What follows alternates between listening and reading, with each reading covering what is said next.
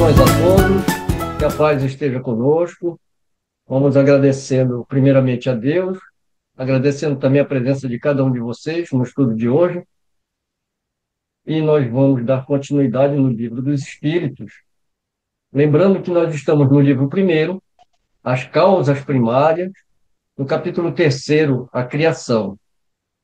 Esse capítulo nós já estudamos as temáticas formação dos mundos, formação dos seres vivos, povoamento da Terra Adão, diversidade das raças humanas, pluralidade dos mundos, e hoje nós vamos fechar esse estudo desse capítulo com considerações e concordâncias bíblicas referente à criação.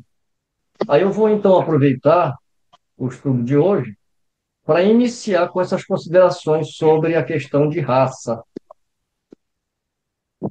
Vou compartilhar a tela aqui. Porém, quando nós estudamos a esse tema com relação à diversidade das raças humanas, a gente, como eu falei, de uma certa forma a gente passou desapercebidamente, mas o grupo estava atento e nós falamos isso no estudo passado. Então, eu trouxe um resumo sobre essa terminologia. Então, vamos lá. Terminologia do século XIX, terminologia atual. E aqui a gente está abordando justamente a parte que nós podemos atualizar, que é a parte das leis materiais, que são as ciências que vão tratar dessas leis, né? Ciências físicas, químicas, biológicas, astronômicas e por aí vai.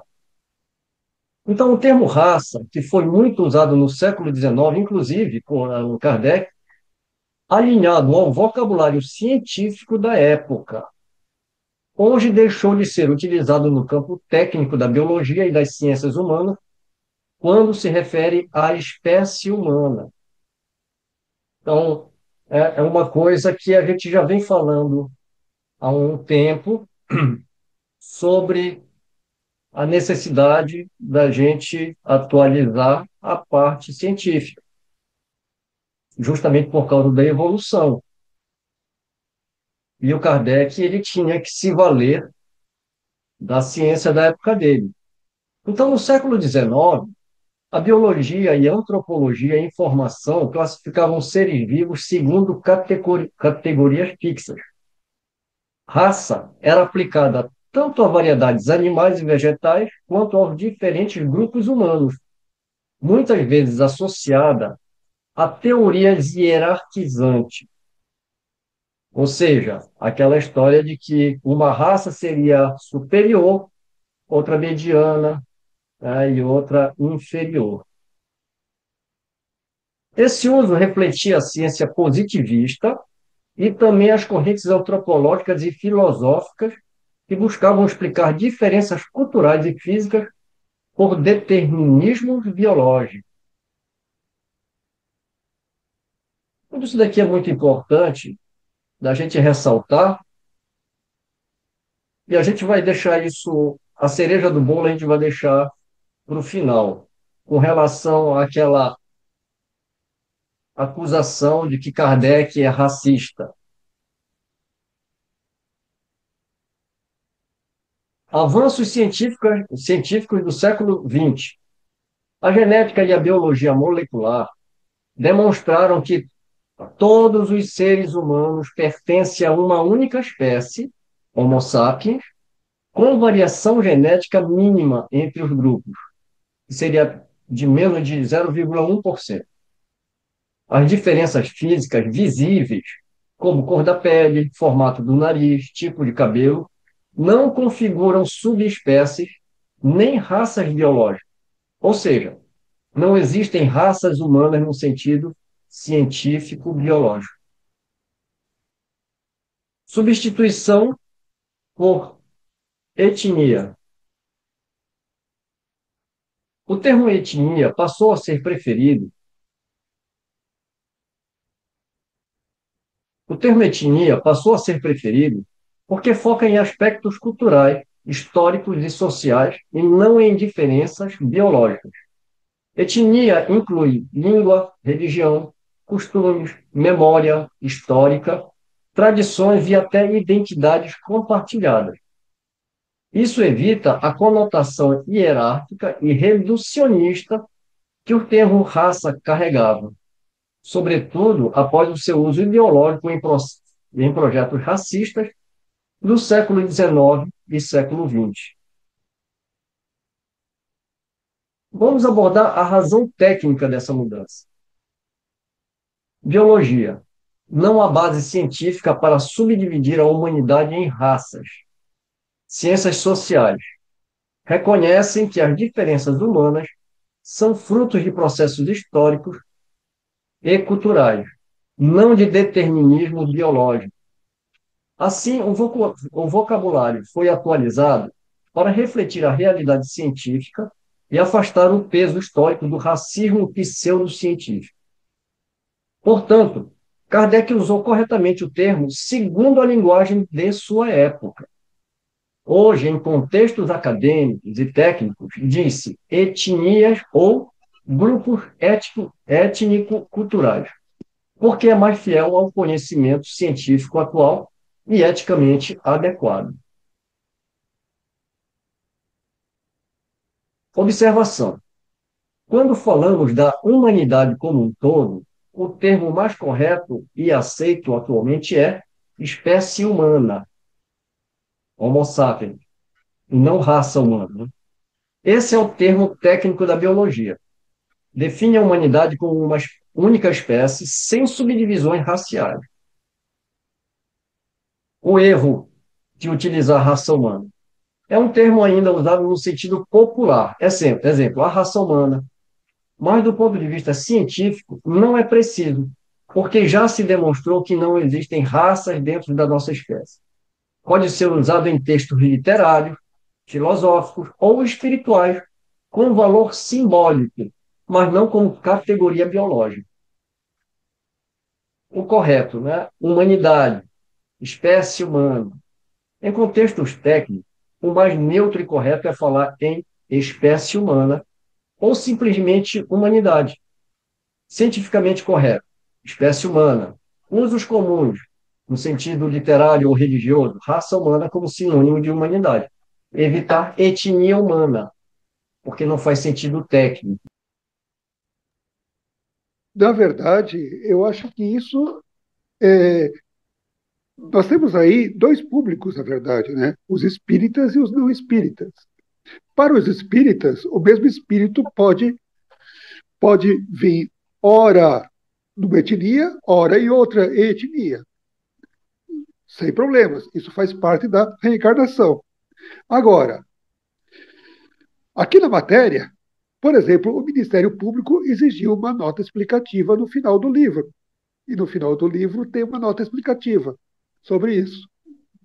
Então, são dois aspectos, certo? Um aspecto dentro da filosofia espírita não tem problema nenhum, porque na verdade era um termo de época e ao mesmo tempo o próprio conteúdo da doutrina faz com que se perceba que não tem nada de racismo aí.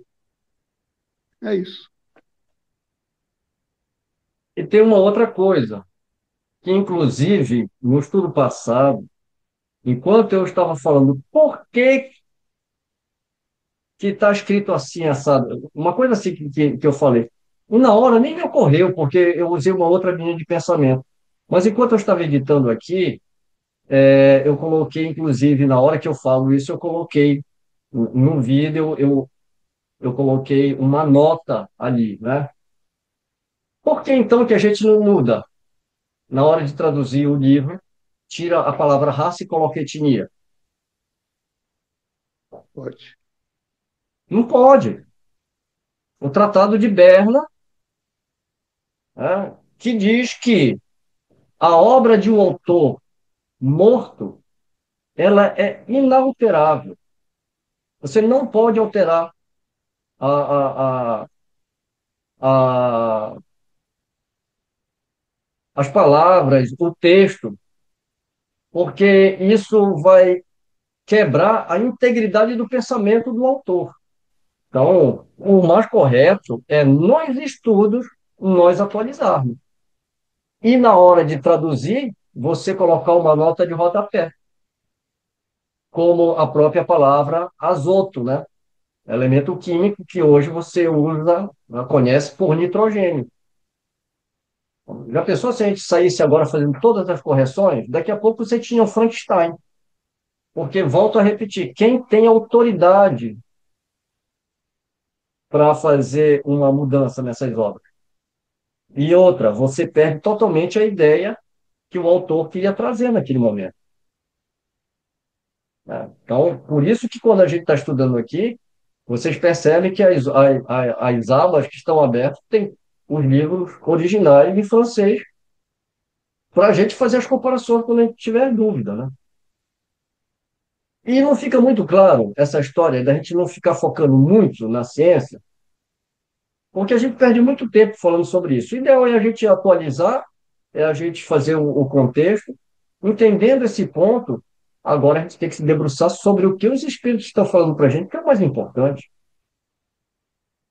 Quando a gente vai começar a aprofundar essas questões, principalmente nessa parte da física, Kardec está atualíssimo, atualíssimo, né? Quando você pega, faz um estudo, não precisa nem ser tão profundo assim. Quando você começa a fazer um estudo sobre o que, que a mecânica quântica está falando, as probabilidades, você que é espírita e está estudando, você sabe do que está falando ali. E aquela história, um dia vão comprovar, não vou comprovar. A ciência nunca vai comprovar. Por que que eu estou falando nunca? Porque não porque para a ciência comprovar, ela tem que ter uma evidência física, correto? concreto. A erraticidade não é física. Então, para a gente comprovar isso, né, seria o que o Kardec fala no Evangelho segundo o Espiritismo, a aliança da ciência com a religião. Entenda-se religião, não a religião dogmática, a religião no sentido, né, que Kardec propõe. Então, quer dizer, quando você conhece as leis materiais, ela vai te levar até um ponto.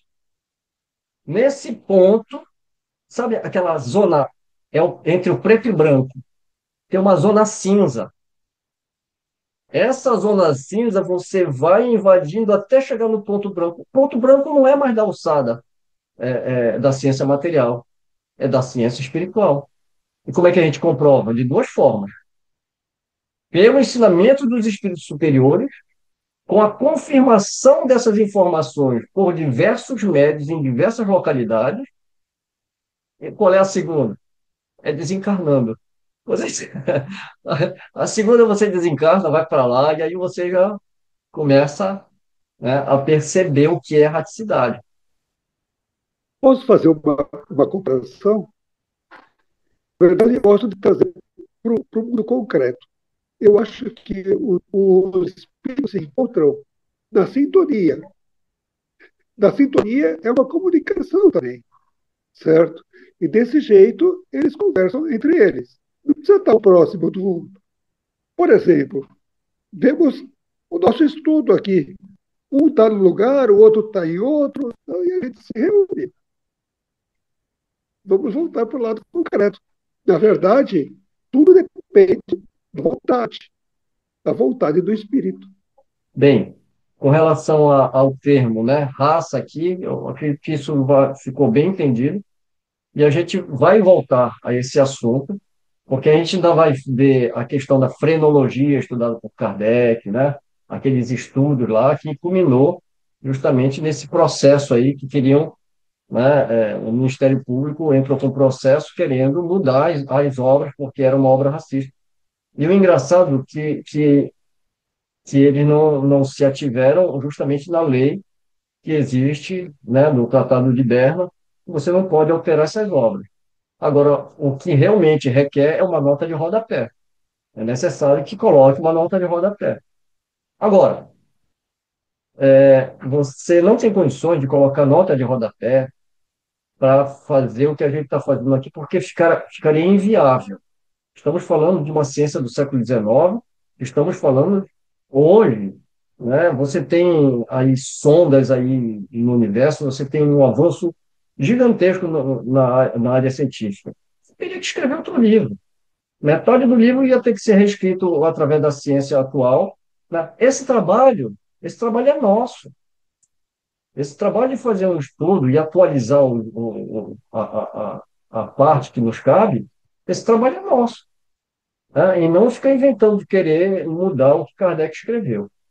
Ô, Mário, eu fiquei curioso agora, só para saber, porque na verdade isso aí, a gente de modo geral já considera isso uma questão superada, e a gente sabe os interesses por trás disso, né?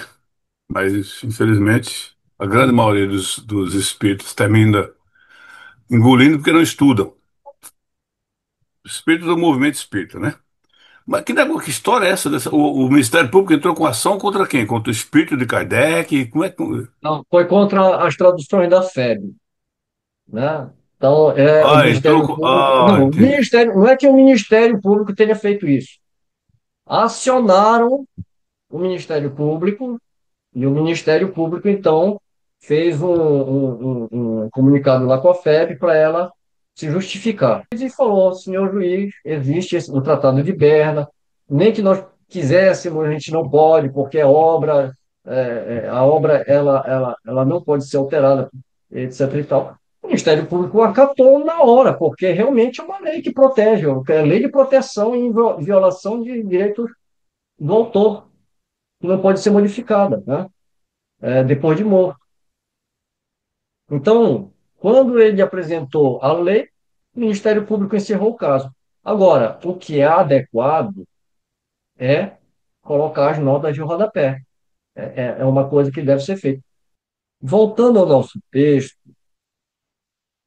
e finalmente entrando, voltando não, né? A gente fez um adendo ali, né, sobre a questão da palavra raça e etnia. Então, vamos iniciar agora essa última temática desse capítulo terceiro, que é considerações e concordâncias bíblicas referentes à criação. Como eu já havia falado, a liberdade, nós tomamos a liberdade de, quando nos depararmos com textos longos como esse, que Kardec escreve, para facilitar o nosso entendimento parágrafo a parágrafo, a gente procurou fazer uma descrição do conteúdo desse parágrafo. Então, isso daqui não é de Kardec, né? Então, daqui é apenas para a gente entender que aqui ele inicia essa temática falando sobre a criação e os textos bíblicos. E ele começa falando assim: os povos formam ideias muito divergentes sobre a criação, de acordo com as luzes que possuíam. Apoiada na ciência, a razão reconheceu a inverossimilhança de algumas coisas, de algumas teorias. A que os espíritos nos oferecem confirma a opinião há muito tempo admitida pelos homens mais esclarecidos. A objeção que se pode fazer a essa teoria é a de estar em contradição com o texto dos livros sagrados. Contudo, um exame sério mostrará que essa contradição é mais aparente do que real e resulta da interpretação dada ao que muitas vezes só tinha sentido alegórico, assim como as parábolas de Jesus. Então, lá no Gênesis de Moisés, ali você tem que ler exatamente uma parábola, no sentido alegórico. Não foi em um dia, não foi em 6 dias, como a ciência mostra, né? Então, é justamente essa introdução que ele está colocando aqui é exatamente, né? A objeção que se pode fazer é de estar essa teoria em contradição com os livros sagrados. Mas, alegoricamente, o que a Bíblia fala da criação? Quando a gente vai observar a ciência, ela vai dividir em eras, vai dividir em tempos que duraram muito mais do que 24 horas. E está tudo certo, porque aí você entende que há uma divisão da criação, olhando para aquele texto como um texto no sentido alegórico. Modificações das crenças religiosas. A questão do primeiro homem, na pessoa de Adão, como o único tronco da humanidade, não é a única coisa sobre a qual as crenças religiosas tiveram que se modificar. O movimento da Terra apareceu em determinada época de tal modo em oposição ao texto sagrado que não houve gênero de perseguições a que essa teoria não tivesse servido de pretexto. E, no entanto, a Terra gira, apesar dos anátemas, não podendo ninguém hoje contestá-lo sem ofender a sua própria razão. A gente sempre está falando sobre Galileu Galilei e a gente sempre está falando sobre Giordano Bruno. Aliás, Giordano Bruno é uma figura que muito me impressiona. Modificações das crenças religiosas. Ao longo da história, a relação entre a igreja e a ciência foi marcada por tensões, especialmente quando novas descobertas pareciam ameaçar a autoridade doutrinária ou a interpretação literal das escrituras. Dois casos emblemáticos são os de Giordano Bruno e Galileu Galilei, que revelam bem a complexidade desse embate. Giordano Bruno, nascido em 1548 e morto em 1600. E aqui é morto mesmo, né? Aqui não foi uma morte natural, ele foi queimado, né? Bruno foi um pensador, filósofo e religioso que abraçou ideias ousadas para sua época. Ele defendia, por exemplo, a infinitude do universo, a existência de múltiplos mundos habitados e uma concepção do cosmos que rompia com o modelo aristotélico ptolomaico. Suas visões iam além do campo científico, estavam ligadas a especulações metafísicas e teológicas, questionando dogmas como a unicidade da criação e a centralidade da Terra. A Inquisição o acusou de heresia em diversos pontos, e após um longo processo, ele foi condenado e queimado vivo em Roma em 1600. Ainda que suas ideias científicas não tivessem comprovação experimental, o gesto de Bruno simboliza a resistência da Igreja contra visões que punham em risco sua cosmologia e, por consequência, sua autoridade espiritual. Galileu Galilei, 1564-1642. Galileu representa a face mais propriamente científica desse conflito. Ao observar o céu com a luneta, ele constatou fatos que abalavam o geocentrismo defendido pela tradição. Montanhas na Lua, satélites em Júpiter, fases de Vênus, manchas solares. Tais evidências apoiavam a teoria heliocêntrica de Copérnico, segundo a qual a Terra não era o centro do universo. A Igreja, no entanto, via nesse modelo um risco, pois parecia contradizer passagens bíblicas interpretadas literalmente e enfraquecer séculos de ensinamento aristotélico integrados à teologia escolástica. Galileu tentou conciliar ciência e fé, mas acabou condenado em 1633 pelo Santo Ofício a abjurar suas ideias, sendo obrigado a viver em prisão domiciliar até a morte. Reflexão histórica. Esses episódios não significam que a Igreja sempre foi inimiga da ciência. Em muitos períodos, instituições religiosas patrocinaram estudos, preservaram manuscritos antigos e fundaram universidades. O problema surgia quando novas descobertas colidiam com interpretações oficiais da escritura ou minavam a ordem intelectual e social estabelecida. Com o tempo, porém, a ciência consolidou sua autonomia metodológica e hoje reconhece-se que a tentativa de sufocar ideias em nome da ortodoxia acabou retardando avanços que se revelaram fundamentais para a humanidade. Bruno simboliza a punição às ideias que transbordavam os limites dogmáticos e Galileu a resistência a uma ciência baseada na observação e na experiência. Ambos os casos ilustram o preço pago por pioneiros que ousaram olhar além do horizonte, permitido pela ortodoxia de seu tempo. Primeira coisa, essa questão do Giordano Bruno, do Galileu, foi tão forte, mas tão forte, que René Descartes escreveu uma obra e adiou a sua publicação com medo que ocorresse por ele a mesma coisa. E eu gostaria de salientar que esse item 59, para quem quer estudar a obra profundamente, não tem pergunta para os espíritos, é uma dissertação de Kardec sobre o controle e, e a atuação dos espíritos, sobre a aprovação dos espíritos. Na verdade, é uma dissertação. Na verdade, os espíritos aprovaram essa dissertação. Talvez tenham ocorrido certas alterações, mas aprovaram. É isso.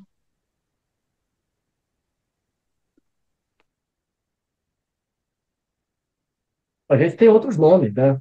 E você vê que os motivos eram outros. Você pode lembrar de Jean Rus, ele também foi perseguido e queimado, por quê? Porque ele ensinava o evangelho. E ele não tinha autoridade para ficar lendo o evangelho e interpretando o evangelho. Só quem podia fazer isso era o Papa, né? E o protestantismo nasce dessa cisão exatamente, né, quando Martinho Lutero, né? Martinho Lutero só não foi morto porque o rei o abrigou, porque ele foi perseguido, mas a perseguição da igreja não era para. Não, a gente queria fazer, abrir, conversar, fazer um inquérito. Não era um inquérito, né? O cara já ia para a fogueira mesmo, né? Davam aquele espaço de tempo que era para ter a audiência ali, para parecer tudo normal dentro da lei. Mas não é, né? Então a gente vê que a igreja, enquanto ela pôde abafar, né, para conservar a sua hegemoneidade, o seu poder, ela fez. Hoje não dá mais para fazer isso, né? E está mais do que tempo da igreja rever os conceitos. Alguns papas já abriram, né, muitas áreas aí, né? Mas ainda falta muito para a gente chegar lá. Hoje, nosso problema são as igrejas neopentecostais, que elas, inclusive, elas dizem agora que o católico não é cristão, sem entrar no mérito do que seja ou que não seja cristão, né? Eles estão, assim, com uma violência contra a religiosidade ou a religião que não pertence ao círculo deles de forma muito violenta, né? Isso é um fato. Isso é complexo, né? A gente precisa ter Essas muito cuidado com esse cismas, tipo de atitudes, voltando né? novamente, né? Cismas Mas assim. isso é tão incoerente, porque, vamos falar de cristão, né? Mas isso é tão incoerente que Jesus, ele jamais usou da violência e morreu como um inocente sem mover. Aliás, manda até Pedro guardar a espada. Então, quer dizer, os cristãos hoje em dia defendem bandeiras, seja filosófica, seja política, seja ideológica, com violência. É um cúmulo do absurdo isso. Se você é cristão e o teu guia e modelo é Jesus, como é que você pode ser violento quando um homem se entregou à cruz pacificamente? Aí eu volto a lembrar daquele livro, O Reino de Deus está dentro de nós. Esse livro você pode baixar aí, é de grátis aí, que é do, se eu não me engano, é Leon Tolstói, Bom, né? Se eu não tiver, Tolstói. né? Leiam aquele livro, porque o Tolstói, ele vai falar que finalmente ele entendeu a mensagem de Jesus e aquele livro é o que deu origem a todos esses movimentos que você vê, Marcha pela Paz, que é não violência. E eu sempre gosto de lembrar, dois carinhas leram, aliás, milhares de pessoas leram aquele livro, mas influenciou diretamente dois caras. Um foi o Martin Luther King, né, que lutou por uma questão social, racial, e foi morto, né, a tiro, né, com um tiro na cabeça, e Gandhi, que nem cristão era, mas aquele livro foi um germe para que ele pudesse libertar a Índia sem violência. Quem leu a biografia ou até viu o filme, viu como é que eles lutaram contra os ingleses, de mão limpa. E eles apanharam, né? Apanharam, apanharam, apanharam, até que aquilo chamou tanta atenção do mundo que a Inglaterra recua. Então, o Gandhi, ele liberta a Índia sem usar violência e, de quebra, ainda libertou o Paquistão, utilizando exatamente a imagem dos ensinamentos do Cristo. Isso só eu que estou falando, tá? Mas, no meu ponto de vista, é exatamente isso que eles fizeram. Aí o cristão, né, que se diz cristão, entra para quebrar a igreja do outro, entra para quebrar um centro de umbanda, né? Então, quer dizer, é muito incoerente isso, né? O camarada se dizer cristão e agir dessa forma. Tem também o Malcolm X, né? Malcolm X, que ele também ele se Sim, converteu ao islamismo e foi um dos baluartes da conquista dos direitos civis nos Estados Unidos. É preciso que se diga, né? Porque a verdade, que sob o meu ponto de vista é Deus, né? Ela não está em lotes, né? Ela não está em guetos. Ela existe, né? E a verdade é a paz, é o amor, né? Que nós buscamos entender e construir em cada um de nós, né? Quando uma pessoa diz que é preciso que morra, é preciso matar, é preciso exterminar, essa pessoa deve ser estudada, porque ela não entendeu absolutamente nada, né, dos ensinamentos que existem no mundo, e não é só de Jesus, né? São várias criaturas que vêm também mostrar para nós como é que funcionam as coisas. Quando eu digo que eu preciso exterminar aquele que é pretenso inimigo, eu não entendi absolutamente nada do que disse Jesus e vários outros. Isso aí são mostras, né? E hoje o que a gente vive no mundo é uma coisa muito cruel e é uma coisa que a gente vê o discurso do ódio, né? O que é muito grave, né? Um discurso de exclusão, um discurso de desumanização das pessoas, né? Isso é muito grave mesmo.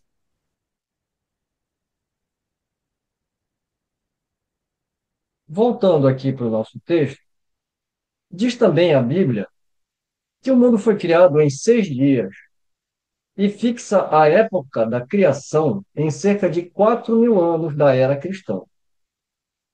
Antes disso, a Terra não existia, foi tirada do nada. O texto é formal. Aqui, essa notinha aqui é só para a gente lembrar, né, que as melhores estimativas atuais da ciência indicam que a Terra tem cerca de 4,54 milhões de anos, né? E eis que a ciência positiva, aqui a ciência positiva, entenda-se, né, positiva, como a gente já explorou essa palavra aqui no tempo de Kardec, né? E eis que a ciência positiva, a ciência inexorável, vem provar o contrário.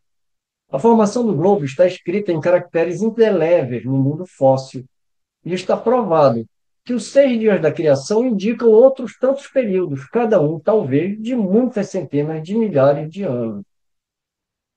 Fóssil é o nome dado aos vestígios petrificados de plantas ou animais que habitam a Terra em épocas geológicas anteriores à atual e que conservam suas características principais. Isso não é um sistema, uma doutrina, uma opinião isolada. É um fato tão seguro como o do movimento da Terra e que a teologia não pode negar-se a admitir. Prova evidente do erro a que se está sujeito a cair quando se tomam ao pé da letra as expressões de uma linguagem quase sempre figurada. Eu coloquei aqui numa notinha que a gente sempre está falando, né? Teologia. Teologia é a ciência que se ocupa de Deus, seus atributos, suas perfeições e suas relações com os homens. Estudo dos dogmas e dos textos sagrados. Porque muitas vezes a gente se refere também à teologia espírita, com a diferença que o espiritismo não tem dogma no sentido literal, né, de dogma. O que é dogma? Dogma é uma verdade trazida dentro dos conceitos daquela ideia e que não pode ser contestada. E o Espiritismo está contestando o tempo todo, né? Contestando no sentido de atualizar para que o nosso esclarecimento ele seja maior. Então, a teologia ela também pode ser aplicada a uma teologia espírita, só que quando você fala teologia espírita, você já sabe que é, né, diferente de uma visão teológica dogmática. Então, dever-se-á, por isso, concluir que a Bíblia é um erro? Não, mas que os homens se equivocaram ao interpretá-la. Esse parágrafo aqui trata a ciência e a criação. Escavando os arquivos da Terra, a ciência descobriu a ordem em que os diferentes seres vivos aparecem na sua superfície. E essa ordem está de acordo com a indicada em Gênesis, Gênesis mosaica, né? Com a diferença de que esta obra, em vez de ter saído milagrosamente das mãos de Deus, em algumas horas, realizou-se sempre pela sua vontade, mas segundo a lei das forças da natureza em alguns milhões de anos. Deus se tornou, por isso, menor e menos poderoso? Sua obra ficou menos sublime por não ter o prestígio da instantaneidade? Evidentemente não. Seria preciso fazer da divindade uma ideia bem mesquinha para não se reconhecer a sua onipotência nas leis eternas que estabeleceu para reger os mundos. A ciência, longe de desmerecer a obra divina, não-la mostra sob um aspecto mais grandioso e mais conforme às noções que temos do poder e da majestade de Deus, pela razão mesma de ela se ter realizado sem derrogar as leis da natureza. Eu trouxe uma coisa curiosa aqui, quando eu leio isso aqui, eu lembro que exatamente no frontispício da, da obra A Gênese de Kardec, ele coloca aqui, né? Ele já está fazendo praticamente um resumo do que a gente vai encontrar. Ele coloca os quatro princípios que está dentro do livro. Nenhum desses princípios corrobora com a ideia que a gente acabou de ler. Deus prova sua grandeza e seu poder pela imutabilidade de suas leis, e não pela suspensão das mesmas. Então, quer dizer, Deus, Isso. para ser, né, todo-poderoso, ele não precisa derrogar as leis. Por isso que a gente trabalha com a ideia de que não existem milagres. Né? Por quê? Porque milagre é uma exceção que é feita dentro das leis estabelecidas. Isso quebra toda a harmonia. Então, para as leis materiais, que também são leis de Deus, né, na física, na química, é inadmissível uma exceção. Né? As ciências são exatas, assim como a lei de Deus, também no plano espiritual, são exatas. A ciência, de acordo neste ponto com Moisés, coloca o homem em último lugar da ordem da criação dos seres vivos. A gente vai ver realmente que ele vai criando, né? E a última criação é o homem. Moisés, porém, estabelece como o do dilúvio universal o ano de 1654. Aqui ele se refere ao calendário judeu, tá? Que vai dar em torno de 2100 antes de Cristo. Mas isso daqui não é tão importante. Só para a gente entender que aqui ele está se referindo ao calendário judaico. Seria 2000 anos, né? Mais ou menos antes de Cristo. Que essa é o período, né? Que é estabelecido dentro da Gênese. Né? Enquanto a geologia nos mostra um grande cataclismo como anterior ao aparecimento do homem, visto não se ter encontrado até hoje nas camadas primitivas traço algum de sua presença, nem da dos animais da mesma categoria do ponto de vista físico. Mas nada prova que isso seja impossível. Muitas descobertas já lançaram dúvidas a respeito. Pode acontecer que, de um momento para outro, se adquira a certeza material da anterioridade da raça humana, e aí a gente acabou de estudar, né? Que o correto agora é espécie humana, né? E então reconhecerá que, neste ponto, como em tantos outros, o texto bíblico é uma figura. Você sabe que eu costumo a fazer uma analogia desse dilúvio com o que aconteceu aqui em 2011, com o tsunami aqui de Fukushima. Eu sempre faço isso, essa analogia. Pensemos que o que aconteceu em 2011, naquela localidade, a gente tivesse numa primitividade onde não houvesse comunicação com outros povos, que não houvesse internet, que não houvesse nada. O mundo daquelas pessoas era aquilo ali, não é verdade? Então, se alagou tudo, o meu mundo acabou. É uma boa analogia, eu acredito, né? Então, é mais ou menos isso, né? Então, não significa que. Agora, o que que a gente tem que fazer? Se prender a essas questões e passar horas discutindo sobre isso, né? Eu acho que não é necessário. Sobre o grande dilúvio. A questão está em saber se o cataclismo geológico é o mesmo que o de Noé. Ora, o tempo necessário à formação das camadas fósseis não permite confundi-los. E desde que se encontre vestígios da existência do homem antes da grande catástrofe, ficará provado que Adão não foi o primeiro homem ou que sua criação se perde na noite dos tempos. Contra a evidência, não há raciocínios possíveis e será preciso aceitar-se esse fato, como se aceitaram o do movimento da Terra e os 6 períodos da criação. A existência do homem antes do dilúvio geológico ainda é, na verdade, uma hipótese, mas eis aqui uma coisa que o é menos. Admitindo-se que o homem tenha aparecido pela primeira vez na Terra 4.000 anos antes do Cristo e que 1.650 anos mais tarde toda a raça humana foi destruída, com exceção de uma única família, conclui-se que o povoamento da Terra data apenas de Noé, ou seja, 2.350 anos antes da nossa era. Olha como o raciocínio de Kardec é limpo, né? Ele faz a gente acompanhar o raciocínio dele. Tá? Então, ele está sendo muito claro aqui. Então, é de Noé para cá, certo? 2.350 anos antes da nossa era. Ora, quando os hebreus emigraram para o Egito, no 18º século, as contradições aqui, né? Encontraram esse país muito povoado e já bastante adiantado em civilização.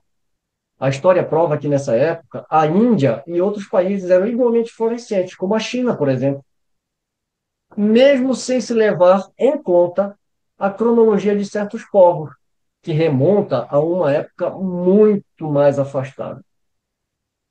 Teria sido preciso, portanto, que do 24º ao 18º século, isto é, que no espaço de 600 anos, não somente a posteridade de um único homem tivesse podido povoar todas as imensas regiões então conhecidas, supondo-se que as outras não fossem, mas também que, nesse curto intervalo, a espécie humana houvesse podido elevar-se da ignorância absoluta do estado primitivo ao mais alto grau de desenvolvimento intelectual, o que contraria todas as leis antropológicas.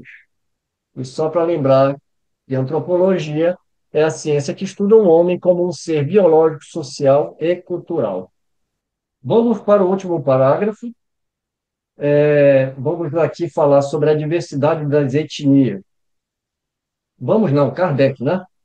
A diversidade das, vou usar o termo que está aqui, né? A diversidade das raças vem reforçar mais ainda esta opinião. O clima e os costumes produzem, sem dúvida, modificações das características físicas. Sabe-se, porém, até onde pode ir a influência dessas causas. E o exame fisiológico prova haver, em certas raças, diferenças constitucionais mais profundas do que as que o clima é capaz de determinar. O cruzamento das raças produz os tipos intermediários, tende a apagar os caracteres extremos, mas não os produz. Apenas cria variedades. Ora, para que tenha havido cruzamento de raças, era preciso que houvesse raças distintas. Como então explicar a sua existência dando-lhes um tronco comum e, sobretudo, tão próximo? Como admitir que, em alguns séculos, alguns descendentes de Noé se tenham transformado a ponto de produzirem a raça etíope, por exemplo? Uma tal metamorfose não é mais admissível do que a hipótese de um tronco comum para o lobo e a ovelha, para o elefante e o pulgão, para o pássaro e o peixe. Assim, ainda uma vez, nada pode prevalecer contra a evidência dos fatos. E, finalmente, a conclusão do texto de Kardec: tudo se explica ao contrário, admitindo-se que a existência do homem é anterior à época de que lhe é vulgarmente assinalada, que diversas são as origens, que Adão, vivendo há 6.000 anos, tenha povoado uma região ainda desabitada, que o dilúvio de Noé foi uma catástrofe parcial, confundida com o cataclismo geológico, levando-se em conta, finalmente, a forma alegórica peculiar ao estilo oriental, a qual se encontra nos livros sagrados de todos os povos.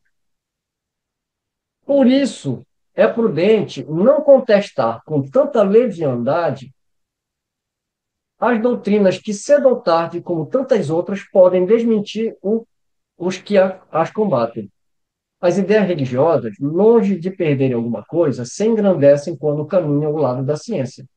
Esse é o único meio de não mostrarem um lado vulnerável ao ceticismo.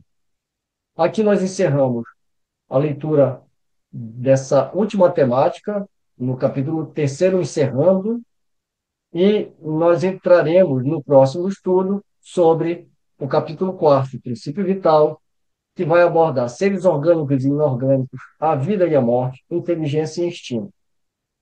Para fechar, a gente vai ler esse último texto aqui, que eu até falei, né? Que a gente vai ver, inclusive, sobre essas histórias que estão na Bíblia hebraica não serem originais, digamos assim, né? O dilúvio na Bíblia.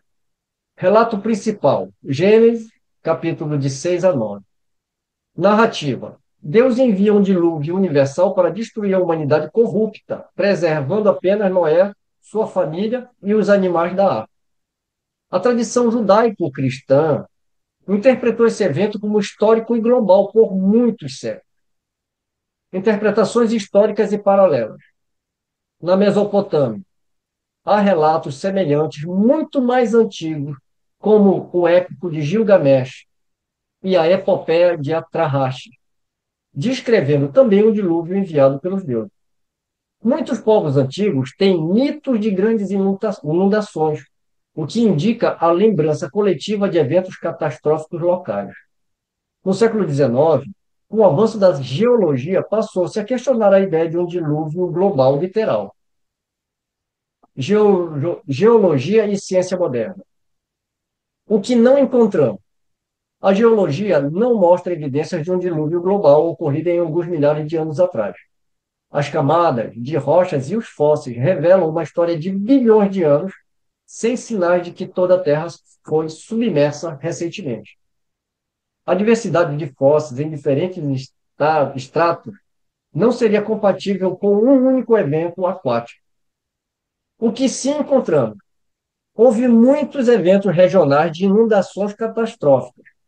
O dilúvio do Mar Negro, hipótese de Ryan e Pittman, em 1997. Por volta de 5.600 anos antes de Cristo, o Mediterrâneo teria invadido a bacia do Mar Negro, submergindo comunidades humanas. As chamadas inundações de Missoula, nos Estados Unidos, no fim da última era glacial, liberaram volumes gigantescos de água.